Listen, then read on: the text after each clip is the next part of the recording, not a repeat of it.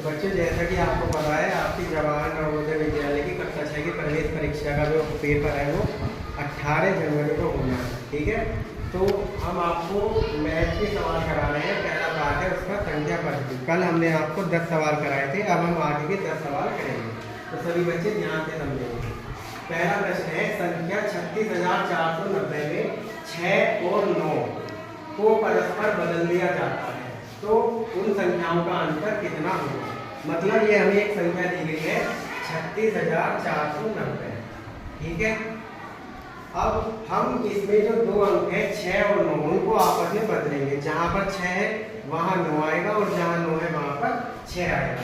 तो हमने जब इसको बदला तो देखिए क्या नई संख्या बनी है 3, 6 की जगह पर 9, फिर 4 और 9 की जगह 6 और फिर 0। तो नई संख्या आई है ये 39,460। अब हमें क्या करना है, इन जो ये पहली संख्या थी और जो ये नई संख्या आई है हमें इनका अंतर निकालना है।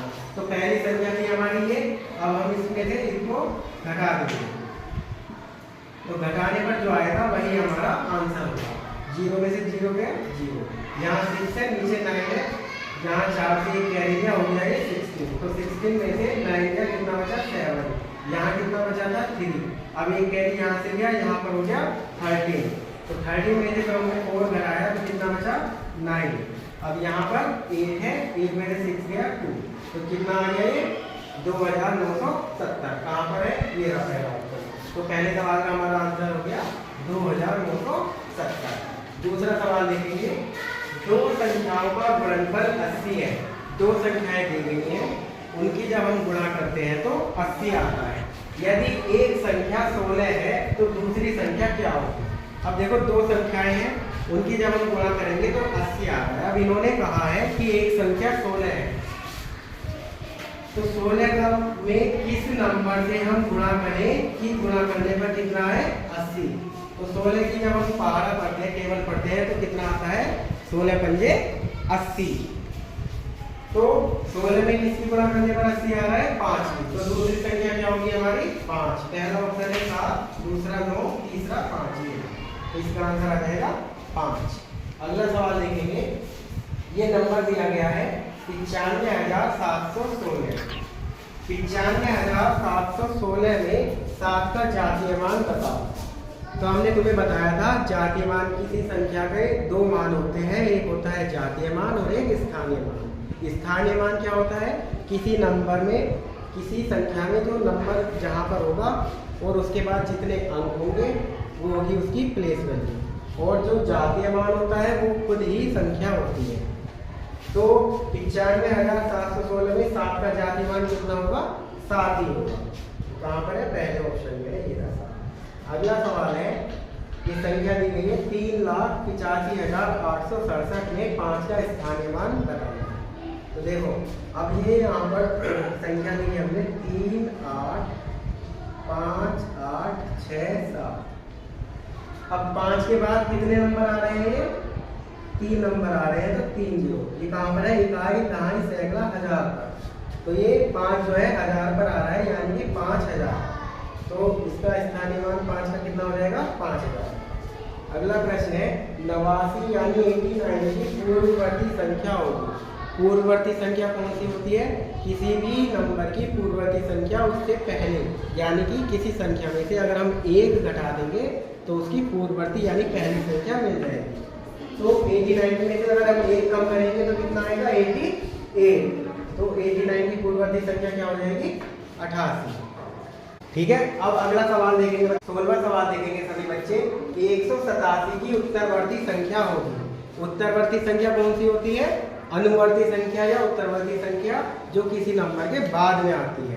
तो अगर हम किसी नंबर में 1 जोड़ देंगे तो उससे अगली उत्तरवर्ती संख्या मिल जाएगी। तो 187 के बाद क्या आता है 188। तो इसका आंसर हो जाएगा ऑप्शन बी 188।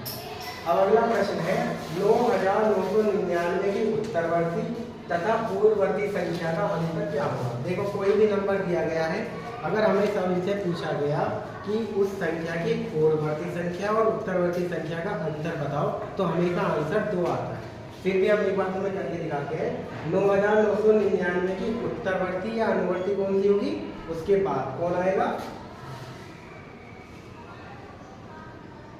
9,999 में जब हम एक जोड़ देंगे तो कितना आ जाएगा 10,000। और इसकी पूर्ववर्ती क्या होगी, इससे एक कम, यानी 9,998। जब हम इनको घटाएंगे 10,000 में से 9,998 जब कम होगा कितना बचेगा 2। तो यानी कि आंसर क्या हो गया हमारा 2।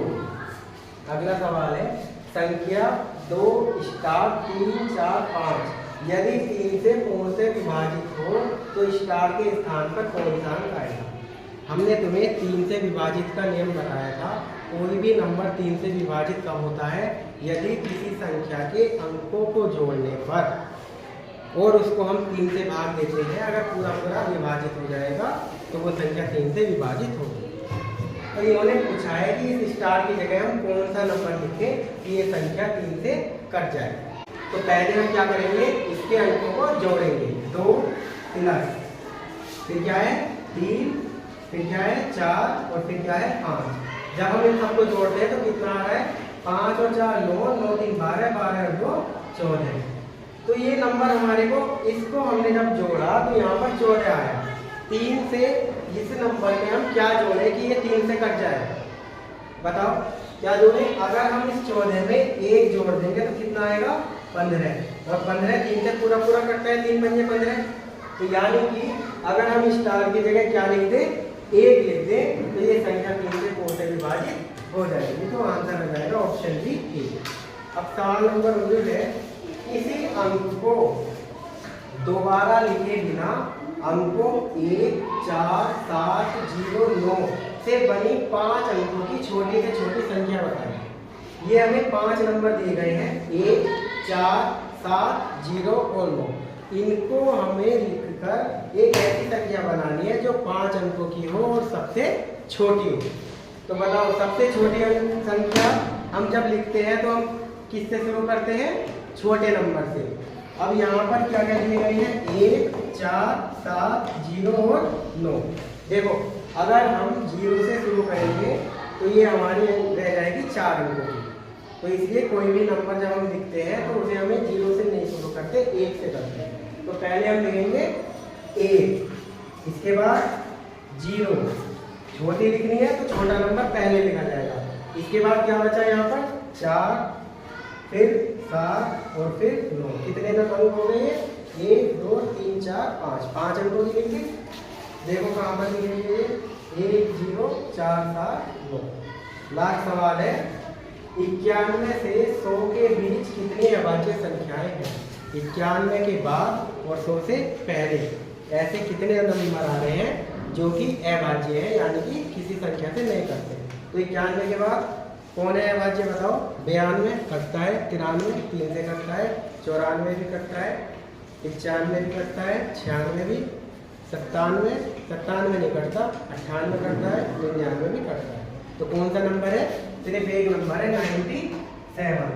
तो कितने हैं 1, कहाँ पर है ये। तो ये हमने आज तुम्हें 10 सवाल कराए हैं। आगे के सवाल कल कराएंगे। सब बच्चे इनको ध्यान से समझेंगे और करेंगे, ठीक है।